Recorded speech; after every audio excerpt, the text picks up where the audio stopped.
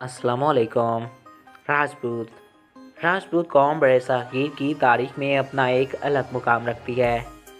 कई सौ साल तक बरसगीर पर हुकूमत करने वाले राजपूत कौम की तारीख बहुत सनसनीखेज और दिलचस्प है। राजपूत आज भी अपनी बहादुरी की वजह से याद किए जाते हैं। राजपूत अपना सिलसिला नसब देवमालाई शख्सियात से भी जोड़ते हैं। यही वजह है कि इनकी इब्तिदा और असलियत के बारे में बहुत से नज़रियात कायम किए गए हैं। आज मैं आपको राजपूतों की तारीख के बारे में बताऊंगा। तो वीडियो को शुरू करने से पहले नए आने वाले दोस्तों से हमारी ये दरख्वास्त है कि अगर आपने अभी तक हमारे इस चैनल को सब्सक्राइब नहीं किया तो इसको सब्सक्राइब करें और साथ ही बेल के आइकन को प्रेस करें ताकि नई आने वाली हर वीडियो बर वक्त आप तक पहुँचती रहा करें। तो चलिए दोस्तों, वीडियो का अब बाकायदा आगाज़ कर लेते हैं। नाज़रीन, राजपूत अपना सिलसिला नस्ब देवमालाई शख्सियात से भी जोड़ते हैं। यही वजह है कि इनकी इब्तिदा और असलियत के बारे में बहुत से नज़रियात कायम किए गए हैं। बाज़ मौरख़ीन ने लिखा है कि इनका शजरा नस्ब इनके कदीम नाम और बहुत से हालात और तरीके जैन तातार्त मुग़ल जट लोगों से भी बहुत ज़्यादा मिलते जुलते हैं। इस लिहाज से वो अंदाज़ा लगाते हैं कि राजपूत और ज़िक्रशुदा अक़वाम एक ही नस्ल से ताल्लुक़ रखते हैं। इब्तिदा में इनको जतरी, बाद में इनको खश्तरी कहा जाता था। ये खश्तरी राजा बनते थे और इनकी औलाद को राजपूत यानी कि राजाओं की औलाद कहा जाता था।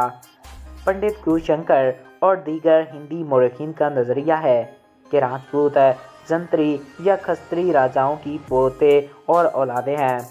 राजपूतों का सबसे बड़ा देवता सूरज हुआ करता था। राजपूत सूरज की पूजा किया करते थे और इसको राज़ी रखने की हर मुमकिन कोशिश करते थे और इसके नाम पर घोड़ों की कुर्बानी करते थे।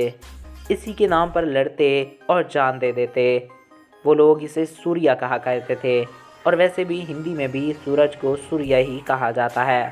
इनका ख्याल है कि राजपूत सातीती या सका कौम से ताल्लुक़ रखते हैं जो सन ईस्वी के इब्तिदाई 500 सालों में बड़ी कसरत से शुमाली मगरबी हिंद में आकर आबाद हुए। जब बुद्ध मज़हब के ज़ेर असर हिंदुस्तान में जंगी रूह ख़त्म हो गई तो राजपूतों ने मौका पाकर मुल्क के मुख्तलिफ़ हिस्सों पर अपनी हुकूमतें कायम की। 7वीं सदी ईस्वी से लेकर 12वीं सदी ईस्वी तक के ज़माने को बरसगीर में राजपूतों का दौर कहा जाता है। मुसलमानों की आमद के वक्त काबुल से कामरूप तक, कश्मीर से कोलकाता तक अक्सर सल्तनतें राजपूतों की थी और इनके 36 राज कुल यानी ख़ानदान हुकूमत कर रहे थे। शुमाली बरसगीर में राजपूतों की रियासत दिल्ली, अजमेर, कंधार और गुजरात में कायम हुई। दिल्ली और अजमेर की रियासत के बानी अगरचा इनकी इकबाल थे, लेकिन प्रपृतिवाद को सबसे ज़्यादा शरीयत मिली। गंधार की रियासत के हुक्मरान में जयपाल और इन अंदाज ज़्यादा मशहूर थे। राजपूत बरसगीर पर तकरीबन 8 से 13वीं सदी ईस्वी तक हुकूमत करते थे और इस नस्ल के तौर पर सारे हिंदू थे। राजपूतों का इस्लाम कबूल करना अमूमन कारी और चिश्तियानी सूफ़ी बुज़ुर्गों के हाथों से हुआ था।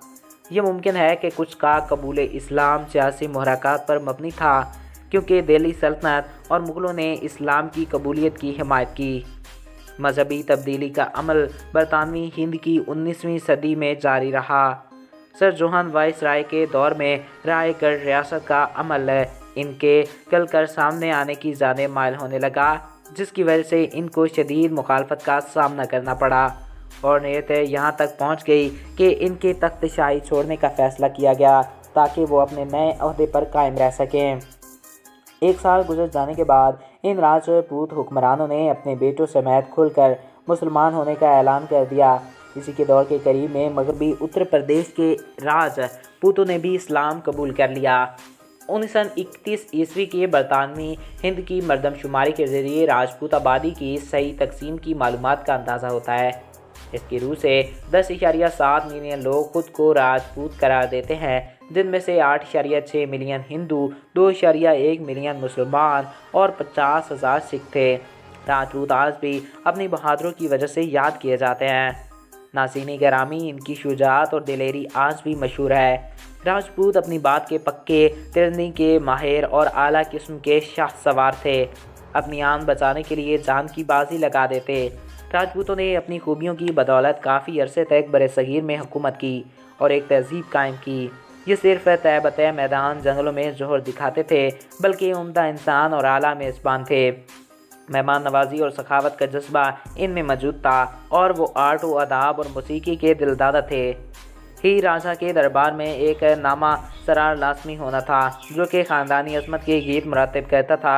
इनमें शादी का भी रवाज था, जो कि निजी शादी होती थी, लेकिन आला ख़ानदान की लड़कियां जब जवान होती तो अपनी पसंद की शादी करती थीं। जब किसी औरत का शौहर मर जाता तो वो अपने शौहर के साथ आग में जल जाना पसंद करती। इसलिए जंग के दौरान वो अपनी औरतों को कत्ल करके दीवाना वार जंग में कूद जाया करते थे। मुग़लों की अक्सर फसूआत राजपूतों की मरहून मन्नत समझी जाती हैं। तो दोस्तों, आई होप आपको ये वीडियो पसंद आया होगा और आपकी मालूमात में इजाफ़ा हुआ होगा। अगर आपको हमारा ये वीडियो पसंद आया और आपकी मालूमात में इजाफ़ा हुआ है तो हमारे इस चैनल को सब्सक्राइब करें और साथ मौजूद बेल के आइकन को प्रेस करें। Thanks for watching. अल्लाह हाफिज़।